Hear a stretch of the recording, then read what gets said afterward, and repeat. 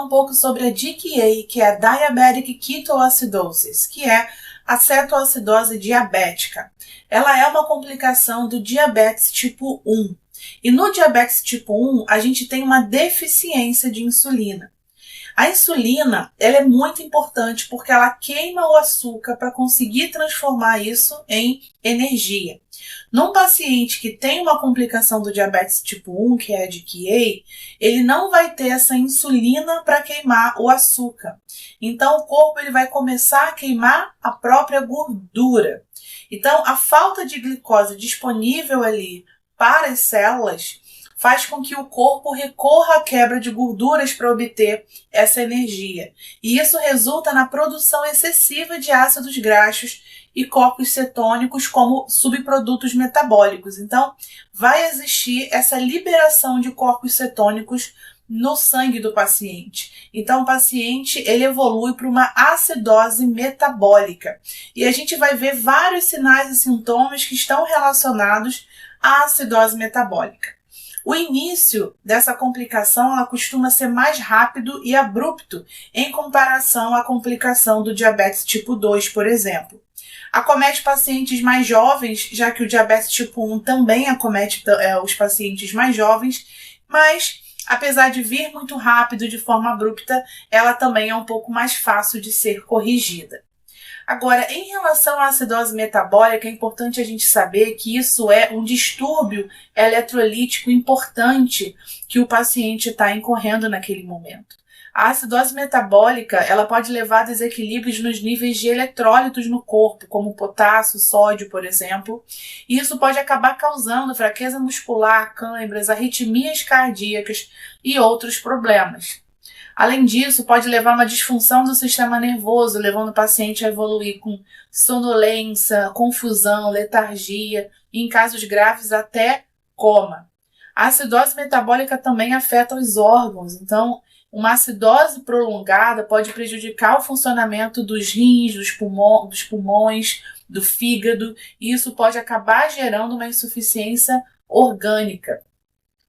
A acidose metabólica também afeta a respiração. Então, o corpo do paciente pode tentar compensar essa acidose metabólica aumentando a taxa de respiração com o intuito de eliminar esse dióxido de carbono, o que pode acabar causando uma respiração um pouco mais profunda. Então, o mecanismo de compensação que a gente vai ver na acidose metabólica é a respiração de Kussmaul, que é essa respiração profunda e rápida na tentativa de eliminar o dióxido de carbono. Então, a gente sabe que um paciente que está com acidose metabólica, o problema está relacionado ao metabolismo. E quem costuma ajudar e tentar compensar, nesses casos, é o pulmão. Então, é por isso que a respiração do paciente ele vai ficar alterada. Mas a acidose metabólica, além disso tudo, ele leva o paciente a um risco iminente de morte, porque a acidose metabólica grave e não tratada pode potencialmente ser fatal. Então é muito importante tratar esse distúrbio eletrolítico quando a gente sabe que o paciente tem DKA. Além disso, o paciente ele pode apresentar um sintoma chamado fruit breath, que é um hálito cetônico característico da presença de ketonas no corpo do paciente. Então, o sintoma número 1 e mais importante que a gente precisa saber em relação ao DKA é essa acidose metabólica. Além disso, o paciente também vai apresentar hiperglicemia por conta da ausência da insulina. E a hiperglicemia na DKA ela é caracterizada por uma glicemia entre 250 e 500. Outro fator importante que o paciente pode apresentar como sintoma é a dor abdominal. Além disso, o paciente pode ter desidratação e aí ele vai apresentar poliúria, que é excesso de urina, polidipsia, excesso de sede, polifagia, excesso de fome. O paciente pode apresentar uma hiperosmolaridade plasmática e quando a gente fala de hiperosmolaridade plasmática é porque o paciente está desidratado, ele está urinando demais por conta da diurese osmótica que ele apresenta em recorrência da hiperglicemia. Então, a desidratação está relacionada a isso e a hiperosmolaridade está relacionada a isso. Então, quando o organismo tem uma diminuição no líquido presente no corpo, acaba que a quantidade de soluto fica em excesso, causando uma hiperosmolaridade plasmática. Além disso, o paciente vai apresentar hipocalemia. E é importante a gente entender por que esse paciente apresenta hipocalemia. O potássio e a glicose, para que consiga entrar na célula, eles precisam da insulina. E esse paciente está com déficit de insulina. Então, tanto a glicose quanto o potássio fica na corrente sanguínea e não consegue entrar na célula adequadamente. Então, o paciente associado a isso apresenta diurese osmótica. Então, na hiperglicemia, os altos níveis de glicose no filtrado glomerular impedem a reabsorção adequada de água pelos túbulos renais.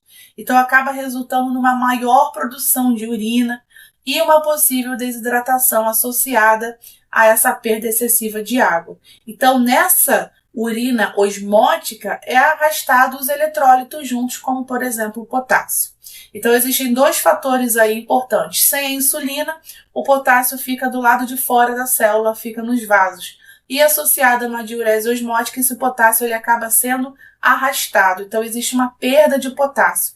Então a grande complicação do paciente de QA é a acidose metabólica e a hipocalemia, que a gente sabe a importância que a gente precisa ter na correção da hipocalemia devido aos riscos que ela apresenta, principalmente em relação ao sistema cardiovascular. Então, o tratamento ele vai ser voltado para restabelecer a hidratação desse paciente e, de alguma forma, restabelecer a insulina e o potássio desse paciente. Então, o tratamento para a DKA vai ser nessa ordem. Primeiro, hidratação. A gente precisa administrar uma salina normal de 0,9% para restaurar o volume circulante e manter a perfusão dos órgãos. Então, pode ser administrado até de 1 a 2 litros de solução salina normal durante a primeira hora e, em seguida, a taxa intravenosa é reduzida para 500 ml hora, conforme tolerado, claro, pelo sistema cardíaco e respiratório. Em segundo lugar, a gente vai administrar insulina regular para corrigir a hiperglicemia. E precisa ser a insulina regular porque é a única que a gente pode fazer por via intravenosa.